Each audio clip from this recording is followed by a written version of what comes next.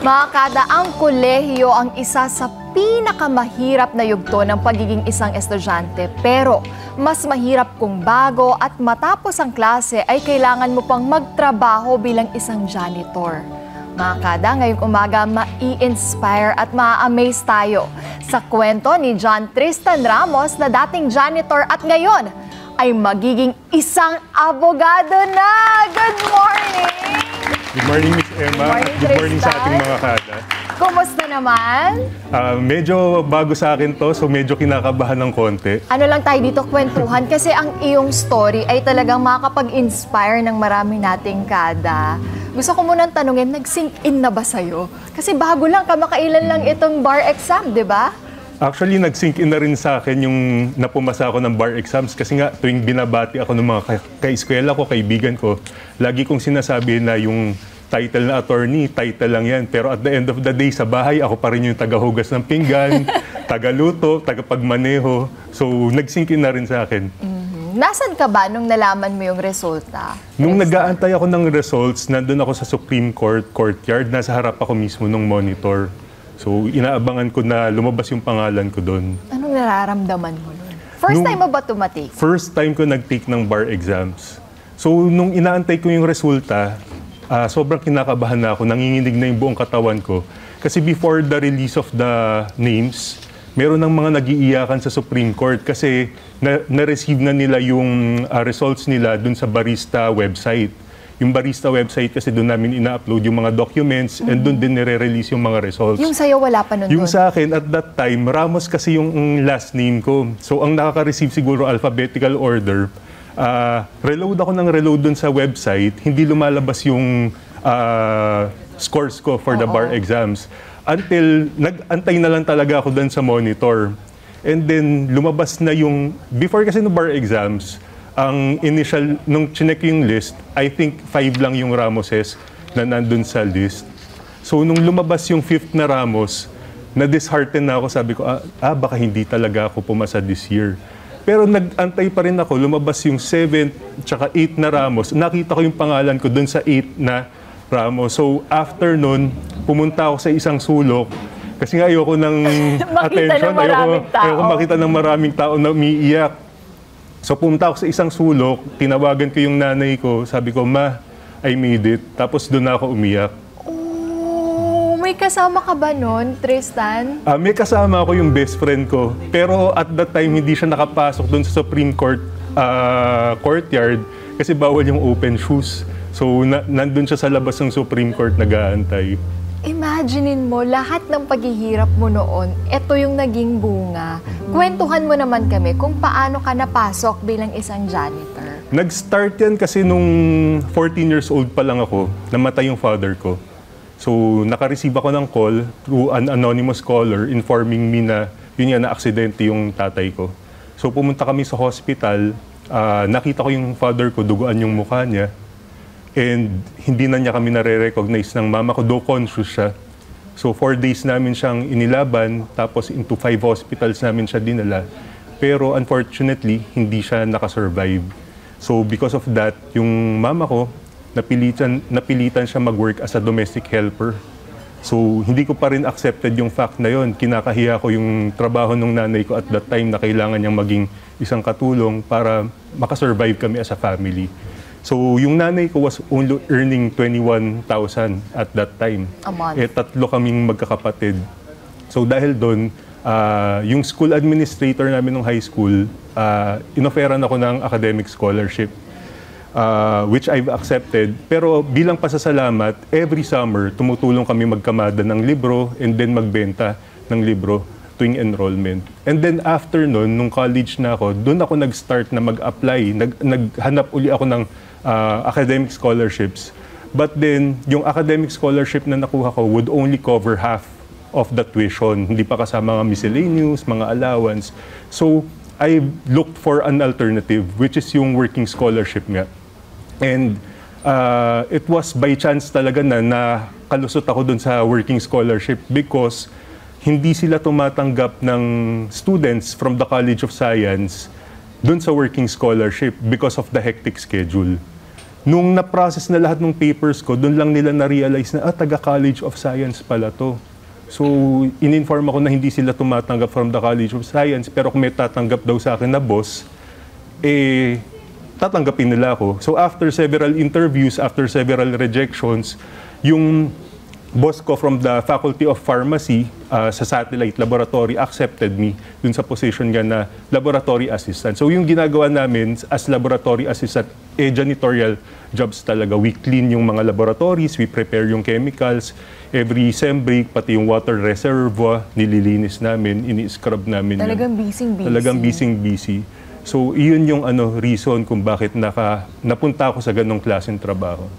Nag-start ka, first year pa lang. First year, yes. Tulad nung sabi mo kanina, kung yung trabaho ng nanay mo noon, kinakahiya mo, eto bang naging trabaho mo nung first year ka, dumating ka sa point na kinakahiya mo yun? Sa totoo lang, sobrang ikinakahiya ko yung trabaho ko dati kasi hindi ko ma-accept yung fact na kailangan ko siyang gawin para makatapos ako sa pag-aaral. So, whenever na naglilinis ako ng laboratory, ang suot ko mga butas-butas pa na t-shirt, na everyday nilalaban namin kasi yun lang yung inisyu sa amin na damit.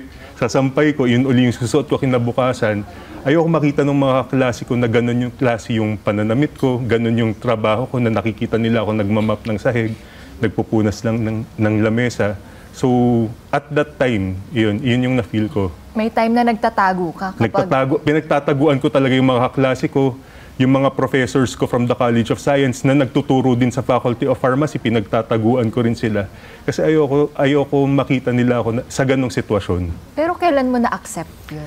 One day before ng graduation namin... Ang tagal yes. One day before ng graduation namin, natanggap kagad ako sa trabaho sa isang multinational company. Doon ako naging proud sa sarili ko na sinabi ko, lahat pala nung pinaghirapan ko ay worth it. So sa 5 years, kasi 5 years ka, no? 5 years kang nagtago Yes. sa mga classmate mo. Until now, hindi nila alam. Yung mga iba nga, nung pumasa ako sa bar exams, and I've shared my story, dun lang nila nalaman na nag-working student ako while I was in college. Sabi ko nga, ayoko kasi ipaalam sa inyo kasi nga kayo, mga med students, pre-med students, magme-med kayo eventually, and they are our doctors right now. Sabi ko, parang hindi ko matanggap sa sarili ko na ako, iba yung estado ng buhay ko kaysa sa inyo. Nung na-realize mo yun, ano yung naisip mo? Nung na-realize ko, sabi ko, dapat pala hindi ko siya ikinahiya from the very, very start. Kasi unang-una, hindi naman ako nagnakaw, hindi ako gumawa ng anything na masama para maitaguyod yung sarili ko. And ngayon, right now, ang nararamdaman ko lang is pride sa ginawa kong trabaho. And yun, kung meron mang mga tao na ganun yung pinagdadaanan, ang advice ko sa inyo, huwag nyo ikahiya kung ano yung ginagawa niyo. You should be proud of yourselves. Kasi si Tristan po ay hindi lang yung after class, doon po siya magtatrabaho. Bago po ang kanyang class at after class, talaga nagtatrabaho ka as janitor noon. Diba? Talagang napaka-inspiring. At gusto ko lang din malaman at ng mga kada natin, doon sa pinagdaanan mong yun, Tristan, ano ba yung pinaka-challenging na madami kang natutunan, madaming naituro sa'yo? Ang pinaka-challenging na pinagdaanan ko yung hahanapin mo yung balance between working tsaka pag-aaral. Kasi especially, iba yung schedule ng mga pinagsisilbihan mo na estudyante sa schedule mo. Minsan, magre-review kami ng midterm exams, pero sila hindi nila midterms. So, hindi ka pwede gumawa ng dahilan na hindi muna ako pwede pumasok ngayon or hindi muna kita pwede pagsilbihan kasi nag-aaral ako. So, yun yung isa sa mga challenges na nakaharap ko. Aside from that, sabi ko nga, the world treats you differently when your wallet is empty. So, minsan talaga yung, hindi naman lahat, pero may mga mangilan-ngilan na mga professors na iba talaga yung treatment sa'yo, na alam nila na working student ka pero hindi ka nila binibigyan ng special consideration. Minsan magdi-dismiss ng mga klase, 7:30 in the evening. So maglilinis pa kami. Ang assign sa akin, 2 laboratory. Minsan nag-i-extend kami hanggang 8 or 8:30 ng gabi and then mag-aaral pa kami right after. So yun yung mga challenges na pinagdaanan ko. Sa ganyang naranasan mo, Tristan, may pagkakataon ba na gusto mo na lang sumuko? Yung naiiyak ka na lang? Maraming times na akong umiyak. Sabi ko, hindi naman ako masamang tao, pero bakit kailangan pagdaanan ko yung mga ganong sitwasyon. Pero ang nagpalakas ng loob sa akin, syempre yung nanay ko. Nasabi ko nga, mag-isang itinaguyod yung pamilya namin na despite the fact na nakatapos siya ng college, pinili niyang maging isang katulong para lang maitaguyod yung pamilya. Kasi iyon yung alam niyang pamamaraan na masusustain niya yung family namin. Ikaw yung eldest? Ako yung eldest sa family. So parang ikaw, nung malayo yung nanay mo, ikaw yung tumayong parang nag-aalaga. Pangalawang tatay na para sa mga kapatid. Gaano kahirap yun, Tristan? Kasi you working as a janitor, nag-aaral ka pa, may pangarap kang gustong marating, tapos tinatago mo pa yung trabaho mo. Kasi ang hirap nun yung magtago, lalo na ganun katagal. Tapos ikaw pa yung naging pangalawang tatay sa mga kapatid mo. Gaano kahirap yung pagsabay-sabayin lahat yung ganun? Napakahirap nun, Emma, na pagsabay-sabayin lahat kasi wala naman guidebook yung buhay. So you only learn from your mistakes. Kaya yun, sabi ko nga, hindi naman ako perfectong tao. Marami akong nagawang pagkakamali sa buhay ko. Pero ang mahalaga, bumangon ako dun sa mga pagkakamali na yun. At yun, tinanggap ko na nagkamali ako at itinama ako na sa mga susunod kong desisyon, ang pinili ko na yung mga tamang desisyon. At paano naman naipasok ang pagiging abogado? Paano mo to, naging pangarap mo ba to nung bata ka pa lang? Yung pagiging abogado, hindi ko siya naging pangarap. Napakalayo. Kasi ang nag-excel ako nung bata ako sa sciences, sa arts. So yung pagiging abogado, wala sa utak Malayo ko. Malayo no? talaga. Pero kaya ako naisipan mag-abogado, dahil nung naglumipat na ako ng trabaho, so hindi na ako nagtatrabaho as a microbiologist, lumipat ako sa insurance company, na-educate ako about the importance of estate planning. And then sa estate planning, sabi ko, kakausap ako ng mga abogado dito, so why not become a lawyer myself? And then pagdating ko sa law school, dun ko na-realize na gustong-gusto ko pala na maging isang abogado kasi meron akong isang professor ko ng first year na nagbigay sa amin ng keychain. Tapos ang sabi niya, ako kasi yung parang Beadle at that time, yung Beadle parang class president sa classroom. Sabi niya, Tristan, kunin mo yung gift ko para sa inyo kasi papatapos na yung SEM doon. Sabi, it's a personalized gift. Pagkuha ko, mga keychain, tapos ang nakalagay doon, meron siyang isang quote. And then, sabi ni attorney, personalized. Wala naman akong nakikitang personalized dito. Pero nung tinignan ko siyang maigi, nakalagay, Attorney Ramos. So sabi ko, kailangan may isang tao lang na magbibigay ng tiwala sa'yo and magagawa mo kung ano yung sa tingin mong imposible. Tsaka kailangan makinig, di ba? Makinig kang mabuti dun sa mga taong nasa paligid mo kasi hindi mo alam, sila palang nagga-guide sa'yo. Tama. Tulad ng ginawa na to. First year pa lang yun. First year pa lang. Tapos nagdire-diretso na. Apo. Kumusta naman ang review? Pagre-review, Tristan? Yung review, akala ko matibay na yung dibdib ko. Kasi nasa sales na ako eh. So, sanay na ako sa rejections and all. Kaya lang sabi ko, different animal pala talaga yung bar exam review. Kasi dumadating yung time na habang nagre-review ako, tumutulo na lang yung luha ko. Kasi yung coverage ng bar exam syllabus, hindi ko pa siya natatapos. And papalapit yung bar exam. So ang nakatulong sa akin during the bar exam review, of course, yung mga kaibigan ko, meron akong close friends talaga from Arellano. First year pa lang kami, tinatawag na namin yung sarili namin na Ramplo. Kasi iyon yung initials ng pangalan namin. At the same time, meron akong mga bar exam review buddies. So ang ginagawa namin, every time may personal study time kami, nag-online kami sa Zoom. Tapos we ensure na lahat kami nag-aaral. And ako nga yung sinasabi nila, taga-gising nila. Kasi 4 a.m. pa lang gising na ako. And syempre yung nanay ko na nakasuporta sa akin, yung nanay ko, kahit senior na siya, pinapunta ko siya dun sa bahay. Sabi ko, Ma, hindi ko na magagawa yung household chores kasi kailangan ko mag-focus sa review. So siya yung tumulong sa akin, siya yung naglinis ng bahay, nagpakain sa mga aso ko, nagluto ng pagkain ko. Nagkikita lang kami every time na kumakain. After nun, babalik na uli ako sa study room ko, tapos mag-aaral na uli ako. Gano'ng katagal yun? Yung bar exam preparations ko was 4 months. So, key din yung branch head ko dun sa insurance company. Kasi inalaw niya ako na mag-work from home during the time na So, nagbabar. nagtatrabaho ka pa Yes. habang... Wow, Tristan, ayaw mo nang isa lang ang ginagawa. Grabe ka. Hindi naman, kaya lang kailangan kumita habang nag-aaral. Yun din naman. Paano mo rin napagsabay? Ang hirap din magtrabaho ng gano'n na.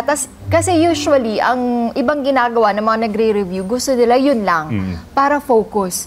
Pero ikaw, may iba ka pang ginagawa on the side. Maswerte lang ako, Emma, na yung mga team ko, sinuportahan din ako. Sobrang sipag nila na kahit hindi ako nagpapakita sa office, kahit through Zoom lang kami or through call nagkakausap, tuloy-tuloy pa rin yung ginagawa nilang trabaho. And because of that, malaking tulong yung naibigay nila sa akin or naiambag nila sa akin. And part sila nung law school journey ko. Yung naging journey mo, hindi siya madali. Ang daming bumps no? Ang dami mong pinagdaanan, ang daming challenges bago mo makamit itong pagiging abogado mo, soon to be lawyer. Sa lahat ng pinagdaanan mo, at for sure, marami din mga kada natin dyan na naging sitwasyon din, yung naging sitwasyon mo noon. Ano yung maipapayo mo sa kanila? Ang maipapayo ko lang dun sa mga kada natin, hindi importante kung ano yung pinanggalingan mo o kung mahirap man yung pinagdaanan mo. Ang mahalaga handa ka na harapin kung ano man yung mga pagsubok na haharapin mo sa buhay para makuha mo yung pangarap mo.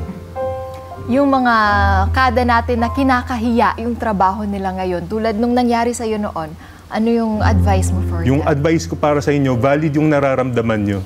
Pero at the end of the day, ang importante, wala kayong ginagawang masama, tumutulong kayo sa pamilya nyo. And magtiwala lang tayo sa plano ng Panginoon kasi wala siyang binigay sa atin na hindi natin kakayanin. At lahat yan, nasa plano niya talaga. Mangyayari yung kung ano yung biggest plan niya for you. Imaginein mo, kung hindi mo pinagdaanan yon, kung hindi ka pinatibay ng panahon, sa tingin mo ba makakarating ka kung nasan ka ngayon? Sa tingin ko, hindi. Diba?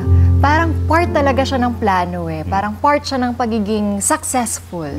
Diba? Kaya, thank you for sharing your inspiring story with us, Tristan. Maraming Kaya salamat, naman, sir. ngayon na soon to be lawyer ka na, ano ba ang next plan? Ang next plan ko is to go to litigation kasi sabi ko nga, nasa korte yung totoong laban and hopefully mas marami pa tayong matulungan na tao pag ginagawa na natin yung trabaho natin bilang abogado. Thank you. Sana lahat may ganyang puso para sa mga tao, hindi po ba? Para matulungan natin yung mga higit na nangangailangan. Thank you, Tristan. Sana mas marami pang tao yung ma-inspire sa story mo. At dahil dyan, meron ka bang social media account or contact number? Meron po akong social media account. You can follow me at Tristan Legal Bites sa Facebook, Instagram, tsaka po TikTok. Maraming salamat and congratulations, Attorney Tristan. Ang sarap pakinggan, no? Parang lahat nung ginawa mo, lahat ng paghihirap, sulit. Worth it lahat. Diba? Thank you, Tristan. At mga kada, ang bawat sakripisyo ay nagbubunga sa mga taong may matibay na pangarap. Kaya naman, kapit lang sa inyong mga pangarap dahil sa tamang panahon, maaabot nyo rin po yan at mapagtatagumpayan. Hi mga ka-Net 25! This is Emma Tiglao. For more Kada Umaga updates, just click the subscribe button and follow us on Net25 social media pages at Net25 TV and at Net25 Entertainment Facebook page.